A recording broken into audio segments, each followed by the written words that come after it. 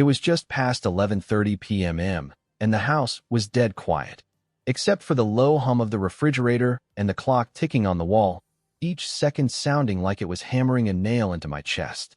I stood in the kitchen with a glass of water in my hand, though I hadn't taken a sip in minutes. The condensation ran down my fingers, but I didn't feel it. The bedroom light was still on upstairs, which meant she wasn't asleep yet. Not that it mattered. Lately, we'd gone to bed as strangers.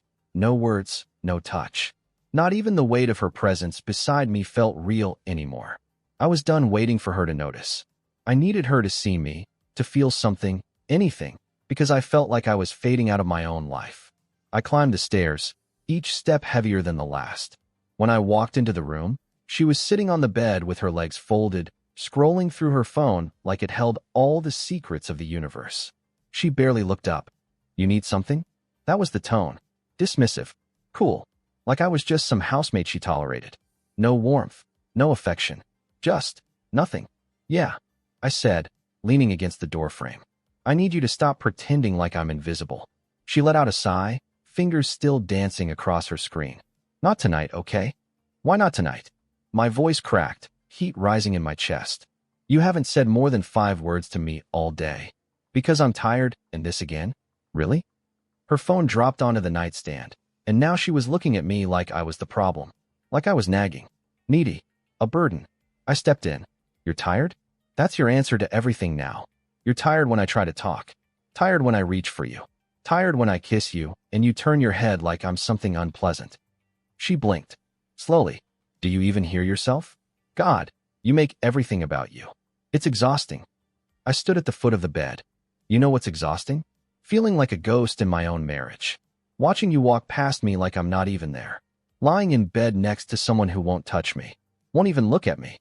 "Oh my God," she groaned, flopping back against the pillows. "You're being dramatic." "No," I said, stepping closer. "I'm being honest. For once. Because I can't keep pretending this is normal. We haven't had sex in what, 3 months? 4? She rolled her eyes and sat up. "Is that all this is about? Sex? Jesus, maybe you really are that shallow." Her words cut deeper than I thought they would. "It's not about sex. It's about being wanted. It's about feeling like I matter to you. And no, I don't. Not anymore." She scoffed and folded her arms. "You're too much, you know that? Always wanting something. Always needing to talk, needing validation, needing attention. I'm not your therapist." "Wow," I said, taking a step back. "You really don't care, do you?" "About what?" she snapped. "About the fact that you're feeling a little lonely in a perfectly stable marriage? Who fucking who? If you're that desperate for attention, go find someone who gives a shit." I froze. "What?" She glared at me. "You heard me. Go find someone else. I don't care. If you're that lonely, be with whoever you want. Sleep with them. I don't care." It was like a gunshot to the chest. Something inside me cracked wide open. I didn't yell. I didn't curse. I didn't throw anything. I just stood there for a second, blinking at the woman I once fell in love with, wondering how we got here. Then I turned. She didn't stop me. I grabbed my keys from the kitchen table. My hands were trembling, but I didn't want her to see. I needed air. I needed out of that house. Out of that cold, suffocating silence that was pretending to be a marriage. I yanked the door open, and that's when I nearly collided with her. Her sister, Emily. She lived next door in the unit she'd inherited from their aunt, just 3 years younger than my wife. Always been around. Always just on the periphery of our lives. We'd exchanged neighborly pleasantries, occasional shared dinners, casual jokes. She was easy to talk to, funny in a low-key way, and nothing like the woman I had just left behind in that bedroom. She had on a faded hoodie and leggings, hair in a lazy ponytail, and no makeup, but still somehow looked softer. Real. "Whoa," she said, stepping back. "You okay?" I tried to speak, but nothing came out. My breath caught somewhere between fury and heartbreak. She tilted her head. "That bad, huh?" I gave a humorless laugh. "You could say that." Her eyes flicked toward the house. She must have heard the shouting. She said something cruel again, didn't she? I didn't answer, but I didn't have to. Emily stepped closer, voice low. "You don't have to be alone right now. Come on. Let's just drive. Clear your head." I blinked. "What?" She shrugged, her voice a whisper. "You look like you need to escape. Let me ride with you." The porch light flickered above us as if reacting to the shift in atmosphere. I'm not running away, I said, more to myself than to her. Didn't say you were, she replied. But sometimes, a little distance helps you see things clearer. I looked back toward the house, toward the room where my wife had just told me she didn't care if I fucked someone else. And then I looked at Emily. Get in, I said, unlocking the car. She nodded once and followed me into the night. The night swallowed us whole as we pulled out of the driveway, the wheels crunching over the gravel like whispers we didn't want anyone to hear. Emily sat in the passenger seat, one leg tucked beneath her, hoodie sleeves pulled over her hands like she was bracing for a storm she hadn't fully decided to name yet. I didn't have a destination, just kept driving. Out of our cul-de-sac, past the empty strip mall, toward the edge of town where the lights got sparse and the road started to stretch like it didn't care where you were headed, only that you were. She didn't say anything at first, and I didn't push her to. I was still chewing on the bitter taste of what my wife, my own wife, had just said, that if I was that lonely, I should just sleep with someone else. Like I was asking for a hall pass instead of begging to feel like a human again. I think I laughed, a little too hard, a little too loud. Emily turned her head toward me. What? I shook my head. She said it like I was some pathetic stray dog begging for scraps of affection. Emily was quiet for a moment. She's been like that for a while. You know that, right? I glanced at her. What do you mean? She's been pulling away from you for, God, over a year at least. You think we don't notice? At family dinners, she talks over you. When you speak, she zones out or looks at her phone. Half the time, I wanted to grab her by the shoulders and shake her. I tightened my grip on the wheel, knuckles pale. She says I'm needy. I muttered. That's rich, she scoffed. You're not needy. You're just someone who gives a damn. You actually try. And she's treating you like that's a weakness. Her words landed harder than I expected. I didn't know I needed to hear that until I did. I let out a breath I didn't know I'd been holding. I used to think, I said, that being married meant being a team. That even if we weren't perfect, we'd try. And now I come home to someone who looks at me like I'm just a piece of furniture in the house. Like I'm in the way. Emily leaned her head against the window. Her reflection in the glass looked even softer in the low glow of the dashboard. I don't know how you've lasted this long. I told myself it would get better. That maybe she was just going through something. She is going through something, Emily said quietly. It's called emotional constipation. I chuckled despite myself. That's not a real diagnosis. It should be. You should see a therapist just so they can write it down. For a moment, the car filled with something I hadn't felt in weeks. Air. Lightness. Not joy, exactly, but the absence of pressure. Why did you come with me? I asked after a few miles. She turned to look at me, her profile framed by the passing streetlights. Because you looked like you were about to implode. And I couldn't just let you drive off into the dark alone with that look on your face. I glanced over. What kind of look was that? Like someone who'd been told they didn't matter. And believed it. The road bent sharply, and I took the curve slower than usual. That comment sat heavy in my chest, in a way that made my eyes sting. I didn't ask for this, you know? I said, voice quieter now. I never wanted some perfect fantasy. I just wanted her to still see me. To want me. Hell, to just ask me how my day was. Emily shifted in her seat, facing me a little more directly. I've seen how she treats you. I know what it looks like when someone gives up, but doesn't have the decency to walk away. My throat tightened. So what do I do? Just walk? She hesitated. You don't have to decide anything tonight. But you do have to stop blaming yourself. Because whatever this isn't on you. I didn't say anything. Just let the silence settle for a while. We passed a lonely gas station, fluorescent lights flickering above the pumps. I considered pulling in, grabbing a coffee, but didn't. I wanted the road. The motion. The buffer between me and everything I had just left behind. You know, she said softly. I always wondered how you stayed so patient with her. I glanced at her. What do you mean? She shrugged. You do everything. You cook. You fix things around the house. You're good with the kids. You still leave her notes when you go out early. I've seen them. I looked at her sideways. You've been reading my notes? She smiled slightly, a small flicker of mischief. You leave them on the kitchen counter, right out in the open. It's not espionage. And they're sweet. Thoughtful. And she just ignores them. That's because they're stupid, I said, shrugging. Dumb little gestures. Emily shook her head. No. They're the kind of things people remember. The kind of things that say, I still care. She should have held on to that like gold. The air in the car changed. Subtle, but noticeable. A weight lifted just enough to make room for something else. Something that hummed low and quiet between us. Emily sat back, pulling her knees to her chest. She doesn't deserve you. The sentence hung there. Unapologetic. You don't have to say that just because I'm pissed off, I said carefully. I'm not, she said, voice steady. I've thought it for a long time. We drove for a few more minutes in silence. I pulled off onto a side road that led to a scenic overlook. One of those random spots people forget about until fall hits and the leaves change. Right now, it was just shadows and wind. I killed the engine. Everything went still. The silence wasn't awkward. It was present, full of unspoken things. I didn't mean to drag you into this, I said quietly. She looked at me, her voice just as low. You didn't drag me anywhere. I offered. The wind outside picked up, rustling the trees like they were whispering something neither of us could translate. But I didn't need to. Because right there, under the soft glow of the dome light, I wasn't alone. Not really. Not anymore. The overlook was quiet except for the gentle wind threading through the trees. The kind of silence that presses on your chest, not with weight, but with presence. A reminder that time hadn't stopped, even if your life had just cracked wide open. Emily pulled her hoodie tighter around herself, her bare legs tucked up on the seat. She wasn't looking at me anymore, just staring through the windshield, eyes fixed on nothing and everything at once.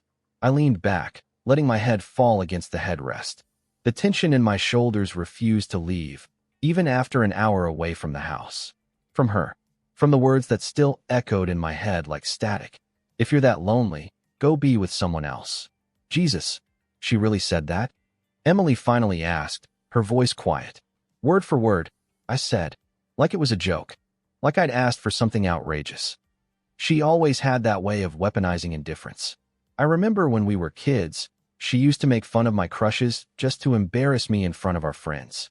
And if I ever cried, she'd roll her eyes and say I was too sensitive. She hasn't changed much. She has, Emily said. She just got more subtle about it. A gust of wind pressed against the car, a soft rattle in the frame, like nature itself was sighing. My fingers tapped the steering wheel, restless. Emily turned to face me, legs still curled under her. You know what kills me? What? You've been holding that marriage up with both hands for years. You've bent over backwards for her. And instead of giving you warmth, she gives you sarcasm. Instead of appreciation, she gives you silence. I let out a humorless laugh. Maybe I'm the idiot for thinking that was love. No, she said. You're just someone who believed in something too long. That's not a flaw.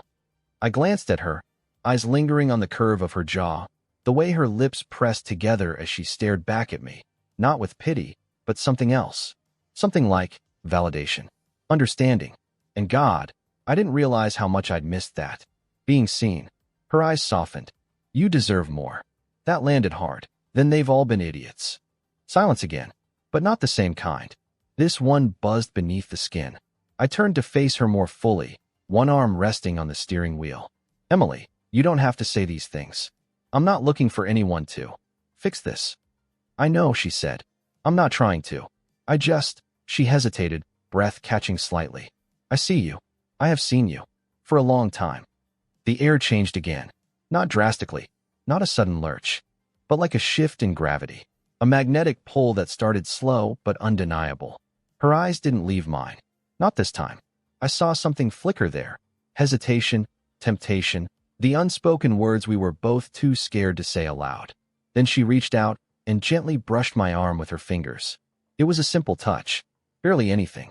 But it jolted through me like a live wire. Her fingers lingered, soft and tentative. I didn't move. I couldn't. I watched her gaze drop to my lips for a second too long.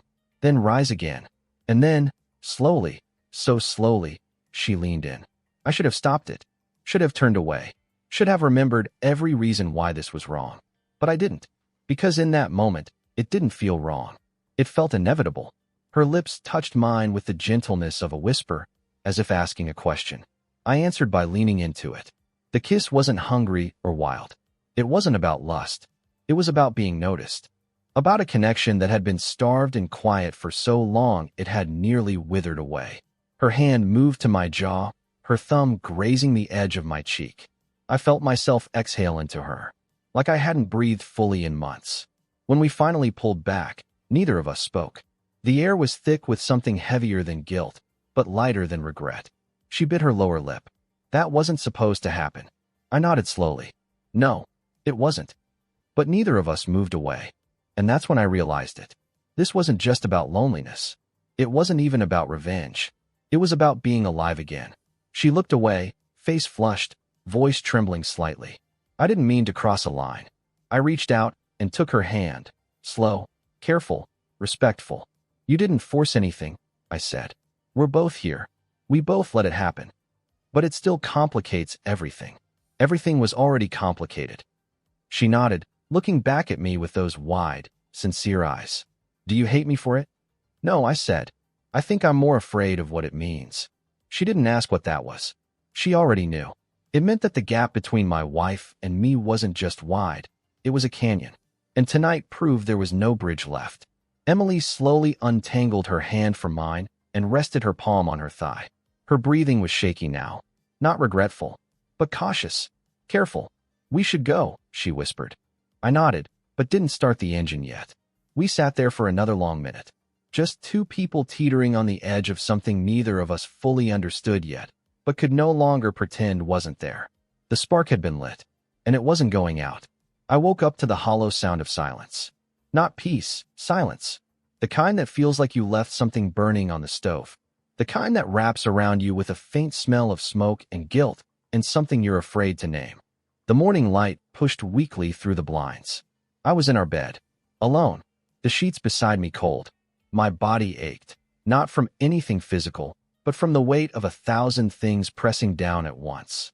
The kind of ache that starts in your chest and spreads until it feels like it's soaked into your bones. I sat up slowly, elbows on my knees, rubbing the sleep from my eyes and trying to piece myself back together. Last night hadn't been a dream. I didn't even have to check my phone to know it happened. She had kissed me. I had kissed her. And somewhere between the emptiness of my marriage and the stillness of that overlook, something cracked open, and something else slipped inside. I reached for my phone, half expecting a text. There was one. From Emily. You don't have to carry this alone. Just that. Simple. Quiet. Real. I stared at the screen for a long time. Then I deleted it. Not because I didn't want it. Because I did. Too much. And that scared the hell out of me. I stood, pulled on a shirt, and padded downstairs barefoot. The house felt like a museum of a life that had already ended. Everything still in its place, nothing quite alive anymore. The coffee machine blinked at me like it was judging me. I ignored it. She was in the kitchen, back to me, slicing a banana into her oatmeal. Casual, like nothing had happened. Like she hadn't told me to sleep with someone else less than 12 hours ago. Morning, I said, voice gravelly. She didn't turn. Hey. I waited. No kiss. No glance. Just a spoon stirring the bowl and the cold hum of the refrigerator door opening. How'd you sleep? I asked, just to break the silence. She shrugged. Fine. You didn't wonder where I went. She paused for the briefest second, then resumed stirring. I figured you needed air. I blinked. That's it. She finally turned, leaning against the counter. What do you want me to say? Maybe that it mattered to you? My voice was sharper than I intended. That your husband disappeared for half the night after being told he could go fuck whoever he wants, and you didn't even text? She sighed, irritated. Don't twist my words. I'm not twisting anything. I'm repeating what you said. I was angry. You were emotional. It was late. Do we really need to rehash this? My jaw clenched. We need something. Because right now, we're just two roommates who stopped pretending we care. She crossed her arms. So what? You want some grand apology? You want me to fall to my knees and say I've been a horrible wife? I've got a million things to do today, and your little meltdown isn't at the top of my list. There it was. The coldness again. Like every word I said was a burden. A chore she couldn't be bothered with. I didn't come down here for a fight, I said. I just thought. Maybe there was still something left between us. She scoffed, turning away. That's rich, coming from you. What's that supposed to mean? I'm not stupid, she said over her shoulder.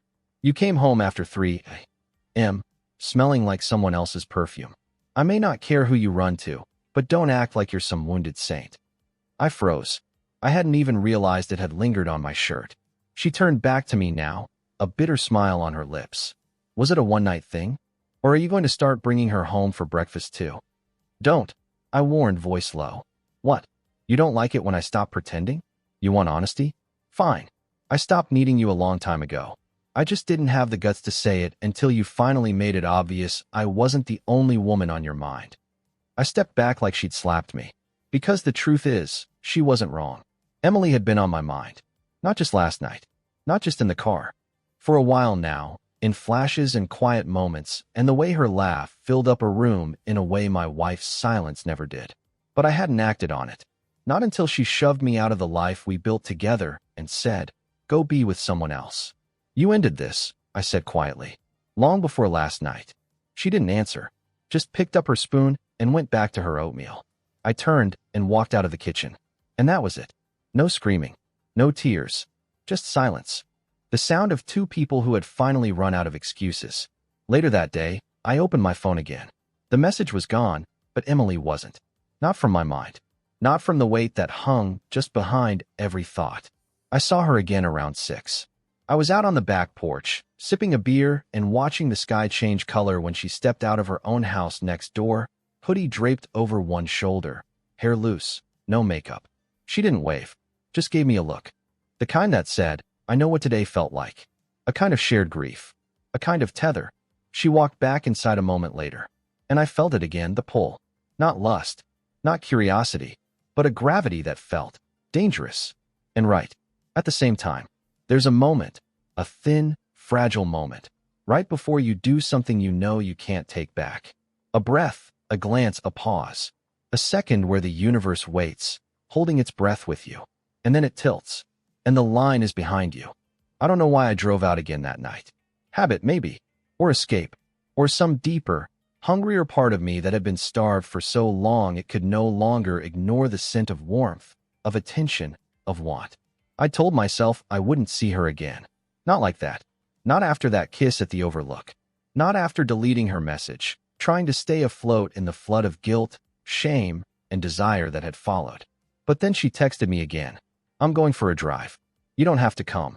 But I'll be parked behind the old Orchard Road if you do. No pressure. No expectation. Just the choice. I stared at the message for 5 full minutes. Then I grabbed my keys. The old orchard was 10 minutes out of town, barely lit, nestled behind a row of decaying apple trees that had stopped blooming years ago. It was the kind of forgotten place teenagers used for bad decisions and first kisses. When I pulled in, her car was already there, engine off, headlights dimmed. I parked beside her. Didn't even get out. Just waited. After a moment, her passenger door opened and she slipped inside my car. Neither of us spoke for a long time. The air between us wasn't awkward. It was charged, like a wire stretched tight between two magnets. Humming, trembling, waiting. She sat close, but not touching. Her eyes stayed ahead, her voice barely a whisper. I told myself I wouldn't reach out. I nodded. I told myself I wouldn't come. So why did you? I hesitated. Because I haven't felt this awake in years. She turned her head slowly. Neither have I. And then, just like the night at the Overlook, her fingers found my arm. Gentle at first, then more certain. My hand turned to meet hers, fingers lacing together like they had been waiting to remember how. This time, when she leaned in, I didn't hesitate. The kiss was different. Not hesitant. Not asking. It was hungry. All the restraint we'd worn like armor cracked and fell away in seconds. My hand slid to the back of her neck, her breath hot against my lips, and suddenly we weren't just kissing. We were devouring each other. She climbed into my lap without a word, straddling me in the driver's seat, her hoodie slipping down her shoulders. I could feel the heat of her through the thin layer of her leggings, and my body responded before my brain could catch up. We weren't thinking. We were feeling. She pressed her forehead to mine, breath ragged. This is crazy. I know. We shouldn't.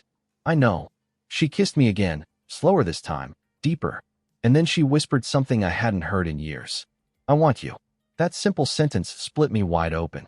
Not I miss you. Not I need you. But want. One is different. One is chosen. I slid my hands beneath her shirt, feeling the heat of her skin, the arch of her back as she gasped quietly into my ear. My mouth trailed along her neck, and she clutched the back of my head like she was afraid I'd vanish. Clothes shifted. Breath quickened, and in the hush of that forgotten orchard, we crossed a line we couldn't uncross. It wasn't perfect. It wasn't romantic. But it was real, raw, desperate, human. When it was over, she rested her head against my shoulder. My hand traced circles on her thigh. Both of us wrapped in the aftermath, tangled up in 1,000 conflicting emotions that neither of us dared say out loud. Finally, she broke the silence. "I don't regret it," she whispered. I swallowed hard. "Me neither. But this changes everything." Everything was already changing. She nodded against my chest. "You're not just lonely. You're unloved." I didn't reply. I didn't have to. She pulled back slightly, just enough to look me in the eyes. "This isn't about revenge, is it?" "No," I said quietly. "It's about feeling something." And I did. I felt alive.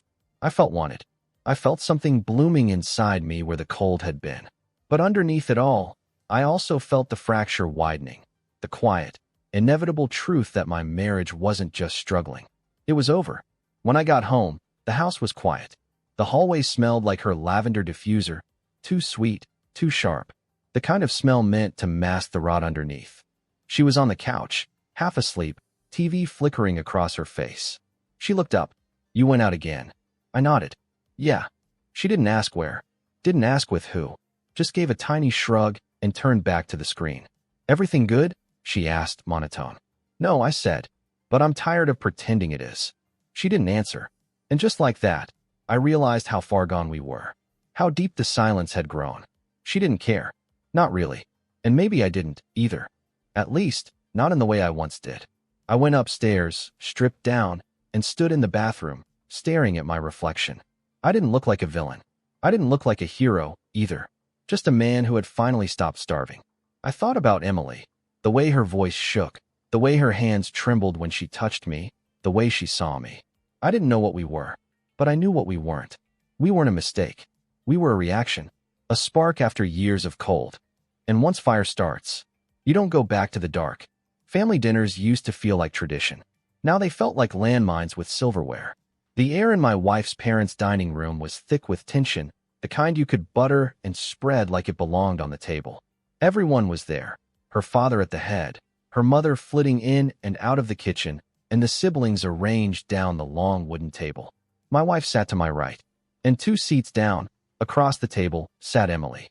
I hadn't seen her since that night behind the orchard. That night where we broke everything open. She hadn't texted since. I hadn't, either. But her message was still etched somewhere under my skin, in the quiet moments when the weight of my marriage pressed in like fog. We locked eyes once, just briefly, as I helped pass down a bowl of roasted carrots. Nothing was said, but something sparked in that second. Recognition, guilt, temptation, regret. She looked away first. I forced a smile and turned to speak to her dad. "So how's the new deck coming along?" "Leveled it last week," he said proudly. "Got a guy to come out and help finish the railing next Friday. You'll have to come by. Give it the husband's seal of approval."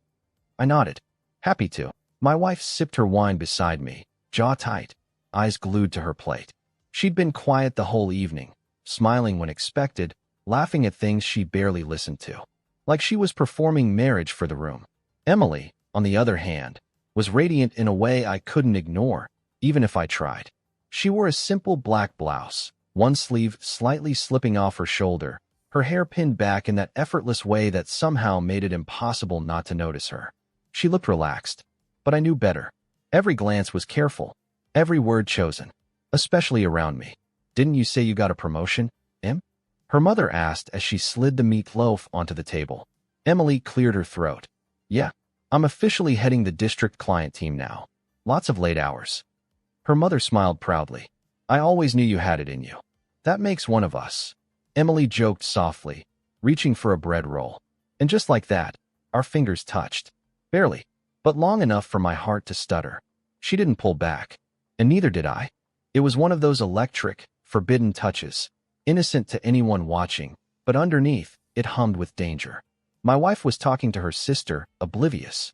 Emily's thumb grazed my knuckle, once, before she withdrew her hand slowly, slipping it back into her lap. I was painfully aware of every breath in my chest. Dinner went on. The clatter of cutlery, murmurs of conversation, the occasional burst of laughter from the far end of the table. But between us, her and me, was a wall of unsaid things and the memory of skin on skin. In the kitchen, I offered to help with dishes. I needed air. A break from pretending. Emily followed a minute later, carrying 2 empty wine glasses. Our eyes met again. Neither of us spoke. We were inches apart now, hands brushing as we stacked plates, working in tandem like we had rehearsed this dance 1,000 times. She leaned in slightly, her voice low. "This is a mistake." "Then stop looking at me like that." "Like what?" she whispered, voice trembling. "Like you remember everything we did."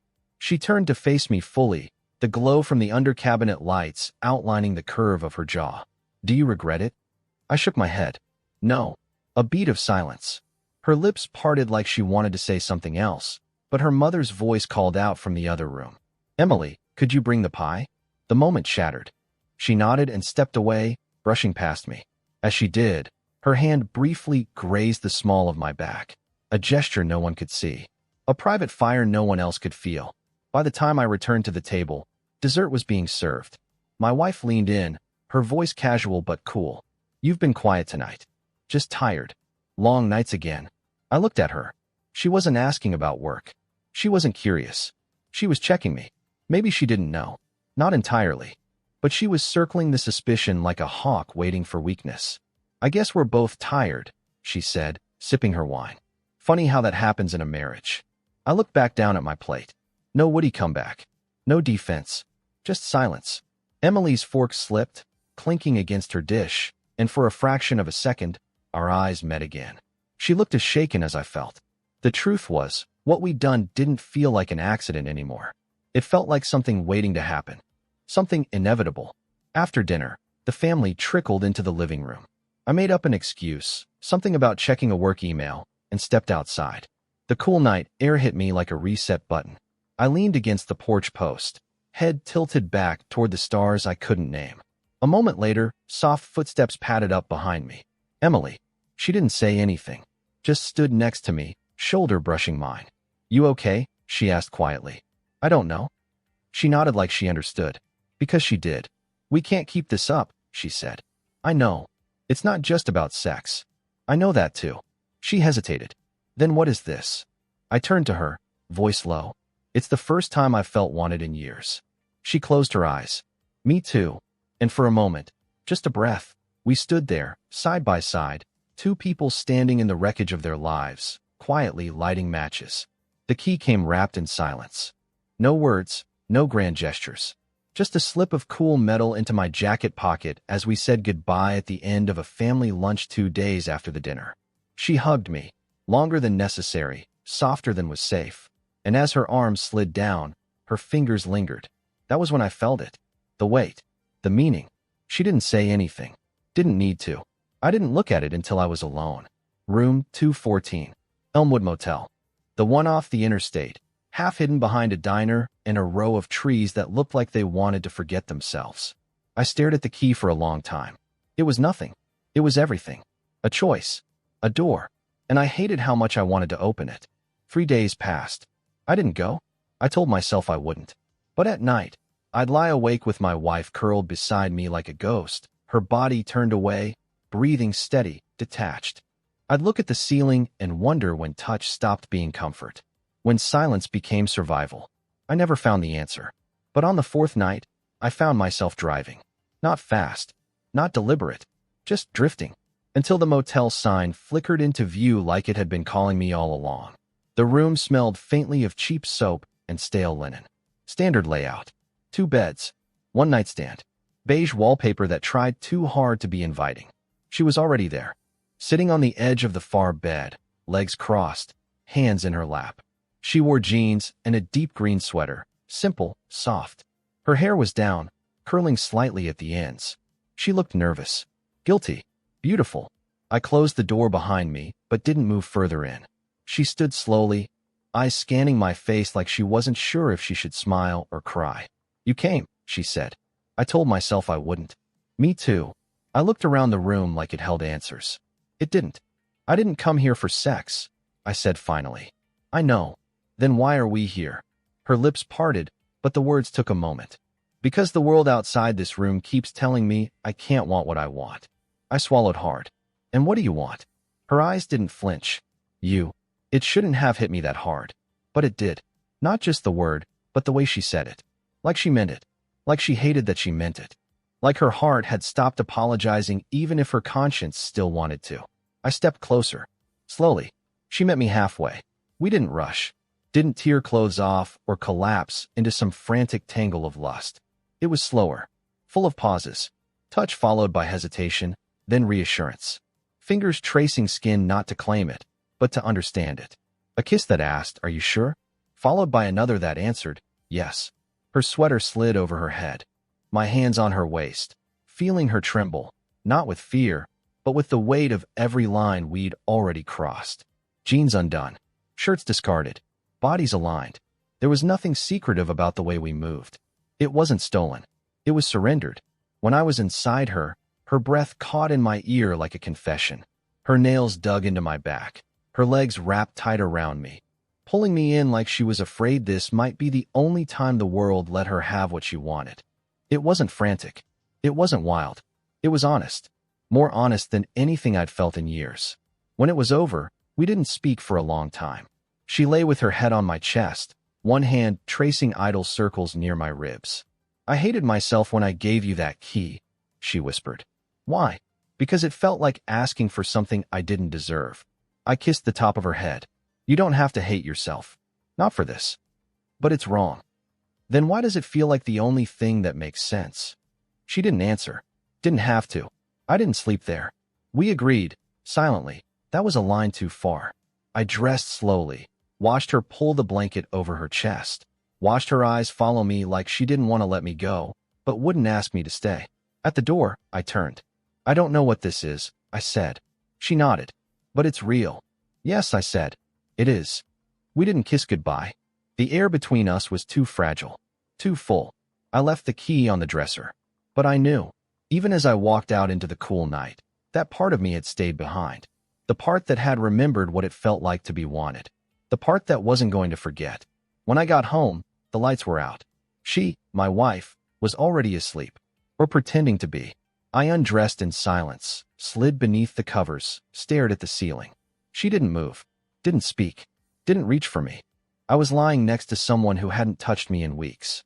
And all I could think about was how Emily's touch still burned on my skin. It wasn't just about sex. It never had been. It was about waking up from a marriage that had died with its eyes open, and realizing someone else saw you breathing. It started with her eyes. Not angry, not surprised, but watching, like a hunter in tall grass, still and patient, waiting for the rustle. She didn't confront me at first. She just noticed. The morning after the motel, she sat across from me at the breakfast table, her coffee untouched, her spoon making slow laps around a bowl of oatmeal she wasn't eating. "You're smiling," she said, her voice flat. I looked up, caught off guard. "What?" "You smiled. Just now." I blinked. "I did." She nodded slowly. "Haven't seen that in a while." There was no warmth in her voice. Just quiet calculation. It wasn't the only time. She started asking more questions, not pointed ones, but sharp around the edges. "You were out late last night. Everything okay at work? Your phone's been buzzing more lately.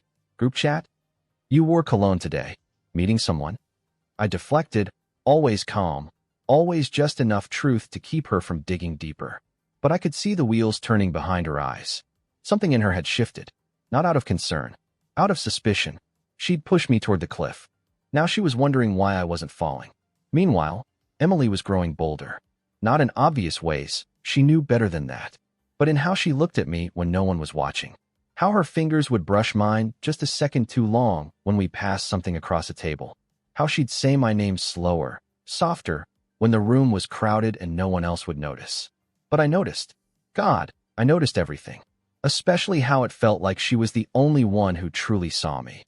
She called one night, whispering. I know we said it wouldn't happen again.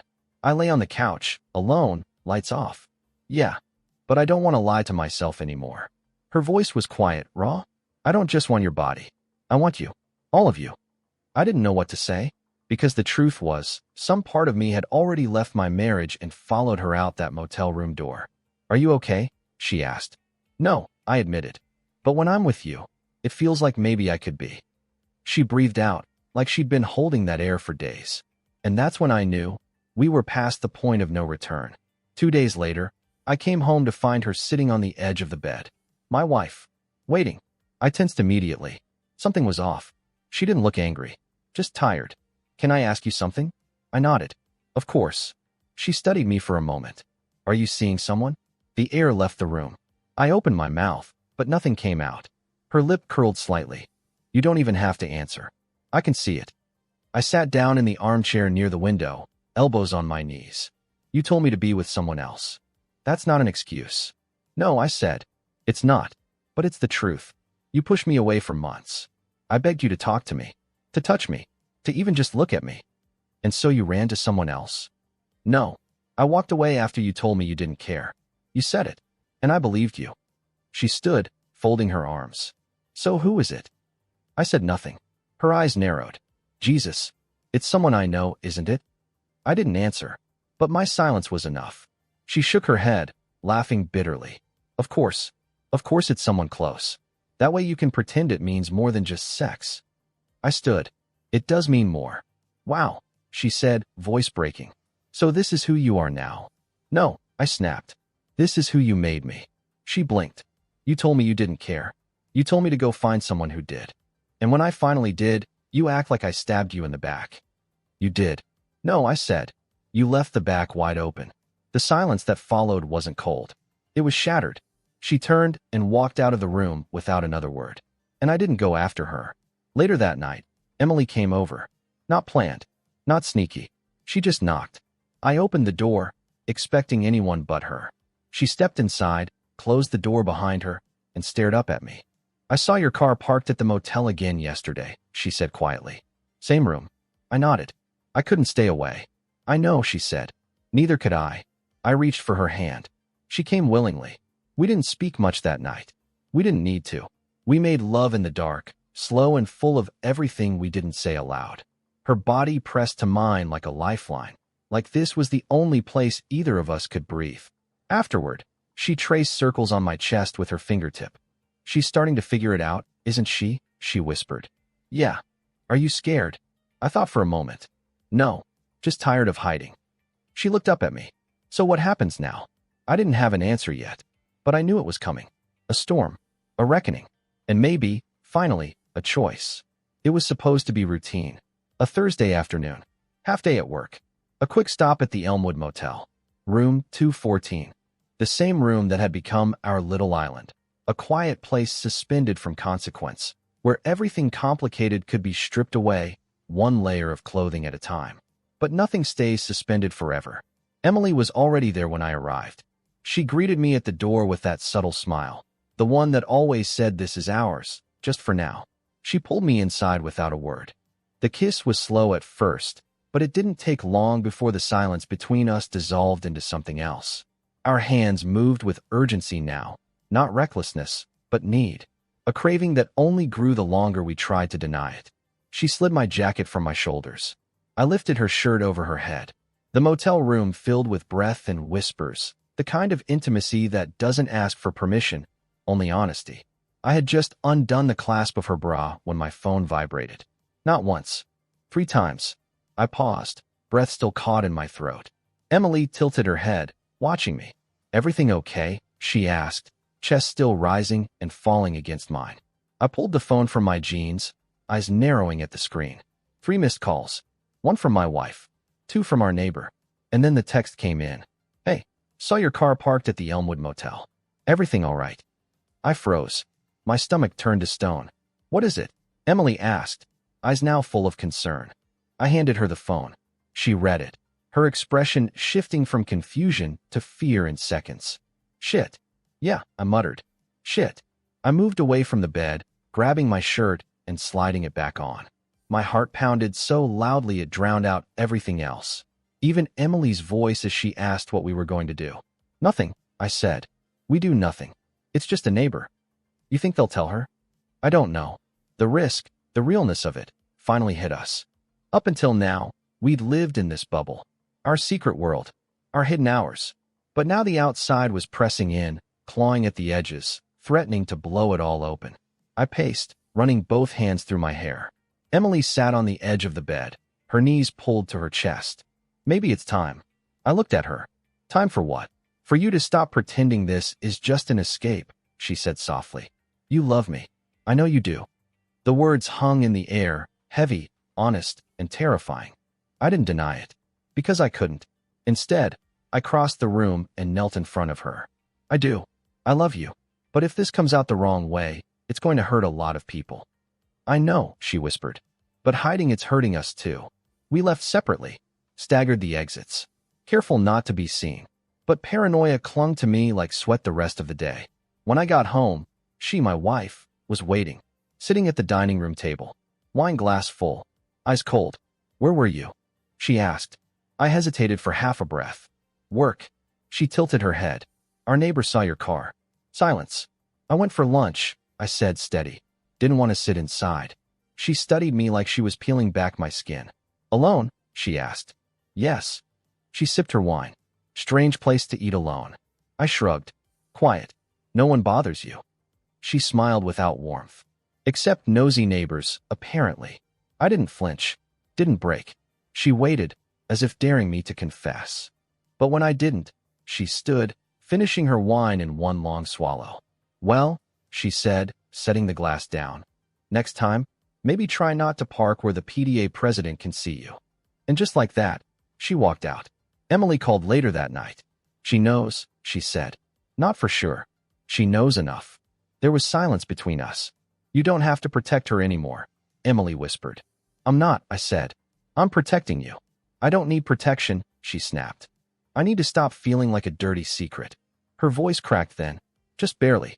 I didn't mean that, she added. I know. I want more than this. I want a life. I want to wake up next to you without checking my phone every 5 minutes in case your wife called first. I let her words soak in, let the weight of them rest on my shoulders, because I knew they were true. We couldn't keep playing with fire. We were already burning. 2 days passed. No confrontation. No fallout. Just tension so thick it warped the air in the house. Then came Saturday. Family barbecue. Everyone in one place. My wife. Her parents. Her siblings. Her. Emily. We all played the roles we'd learned to survive. Smiles, small talk, passing condiments like we weren't all standing on a fault line. But I could feel her eyes on me. Emily's. Watching. Wanting. Waiting. When I walked past her in the kitchen, she brushed my hand. Just once. It lasted less than a second, but it nearly undid me. We almost got caught again when I slipped away to the side of the house for air. Emily found me there. Alone. Hidden behind the ivy-laced lattice that blocked the view from the backyard. She leaned against the wall beside me. Said nothing. We stood in silence until she whispered, I can't keep being your secret. I didn't answer, because she wasn't wrong. And in that moment, I knew, the life I was living couldn't hold us both. Something had to give. Soon, the silence had changed. It used to be apathetic, passive, just two people orbiting each other out of habit and fading vows. But now it had heat. Now it crackled. My wife had been watching me for days, not saying much, not accusing me outright. But the quiet wasn't hollow anymore. It was loaded. I could feel it every time we passed in the hallway, every time she sat beside me on the couch and pretended to scroll through her phone while barely breathing.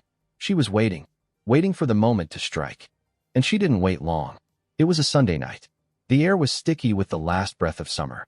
She'd made dinner, salmon, rice, green beans, something from a recipe blog she never normally followed. She lit a candle, poured wine, played soft jazz in the background.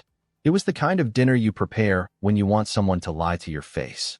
We sat across from each other in silence, the clink of cutlery the only soundtrack between us. Halfway through the meal, she set down her fork. I want to ask you again, she said, voice calm. Are you sleeping with someone? I met her eyes. Slowly, carefully. Yes. The word landed like thunder. She didn't flinch, didn't blink, just stared. Is it who I think it is? Probably. She leaned back in her chair, exhaling slowly. My sister. I didn't answer. That was enough. A pause stretched between us like a snapped rope. How long? She asked. Months. And you just what? Snuck around like a goddamn teenager? No, I said. I tried to tell you. You told me to go be with someone who cared. She laughed then, a bitter, sharp thing. Oh, so this is my fault. I'm not saying that. Yes, you are. You're saying I made you cheat, that my coldness drove you into her arms. I set my fork down. No, I said carefully. You made me feel invisible, and she made me feel seen. She stood abruptly, chair scraping the hardwood. I gave you years. I gave you myself, and you pushed me away every day for the last 2.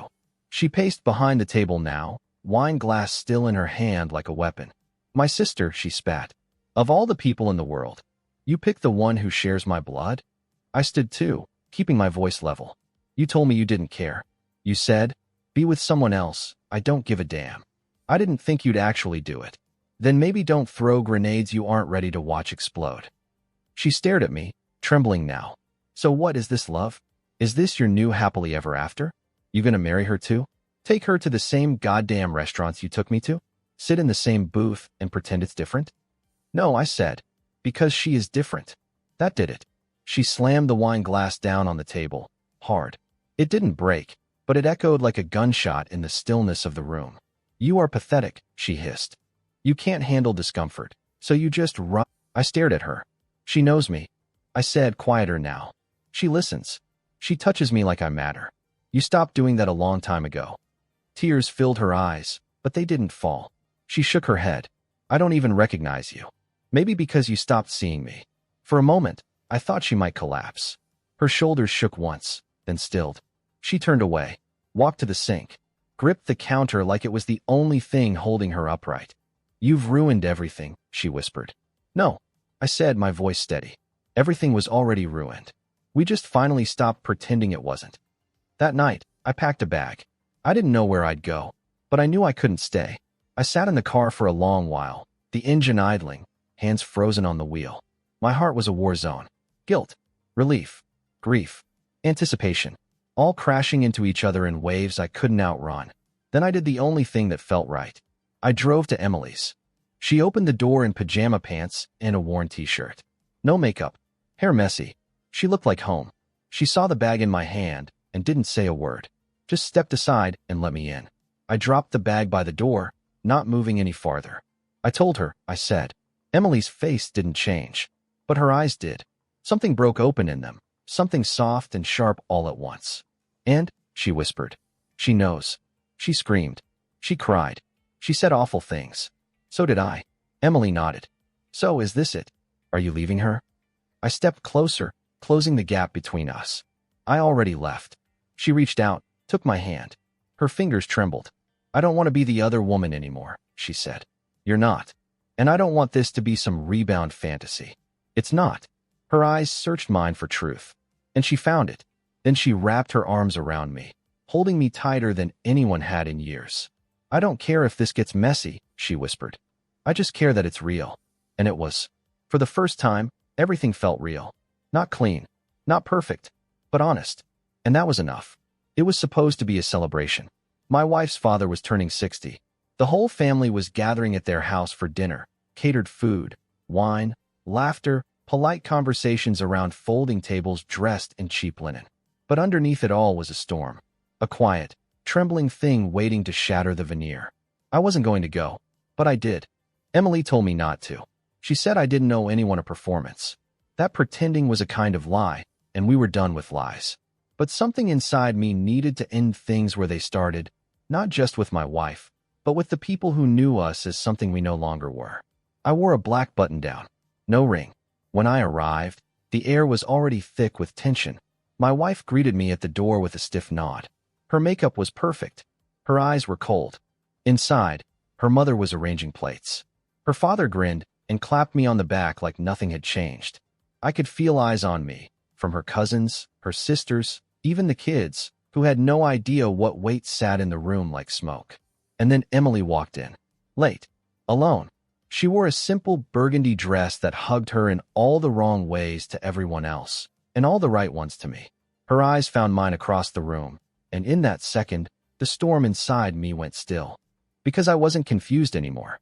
I knew. We kept our distance, but it didn't matter. The current between us was too obvious, too thick. And then it happened. After dinner, people migrated to the living room. Someone brought out a cake. My wife stood beside me with a glass of wine in hand, her smile brittle, her voice a little too loud. And suddenly, She snapped. So, she said to the room, lifting her glass, I want to make a toast. Everyone turned to her. I want to raise a glass to my wonderful husband, she said, eyes fixed on mine, for finally having the balls to leave our dead marriage. The room went still. Her father blinked. Her mother gasped. Emily froze, a wine glass halfway to her lips. Because, she continued, nothing says family values like fucking your wife's sister behind her back. Gasps. Whispers. The kind of silence that screams. I didn't flinch. I just turned to face her. I never wanted it to come to this, I said calmly. But you made it clear, over and over, that our marriage was over long before I touched anyone else. Oh, spare me the poetic bullshit, she snapped. You're not a victim. You're just a coward who couldn't handle being bored. I took a breath. No, I'm someone who spent 2 years sleeping beside a woman who couldn't even look at me, who told me I was needy every time I asked for affection, who said, and I quote, if you're that lonely, go be with someone else. I don't care. People were staring now. No one moved. You said that, I repeated. And when I finally found someone who looked at me like I mattered, who made me feel alive again, I believed you. Emily stood now, quiet, poised, but not ashamed. She didn't speak. She didn't need to. My wife laughed, hollow and sharp. So this is your grand confession? In front of everyone? No, I said. This is me telling the truth. I turned to the room. Yes, I've been with Emily. And I won't lie, it didn't start clean. It wasn't perfect, but it's real. And I'm not ashamed of loving someone who actually wants to love me back. Her mother covered her mouth. Her father stood up, saying my name like a warning. But I didn't stop. I'm done living in a home where silence is louder than anything I could say. I'm done begging for affection. I'm done pretending that we're anything but strangers who share a last name. I turned back to my wife. You asked me to make a choice. I didn't ask, she spat. No, but I'm making one anyway. Then I turned to Emily and walked to her. Every step felt like a hammer-breaking stone, the stone of guilt, shame, fear. She looked at me like I was the only real thing in the room. I took her hand and didn't let go. The room exploded behind us, voices rising, accusations flying. But none of it touched us. We walked out together, not in shame, not in secrecy, but in truth. Outside, it was raining. Not hard, just enough to blur the world.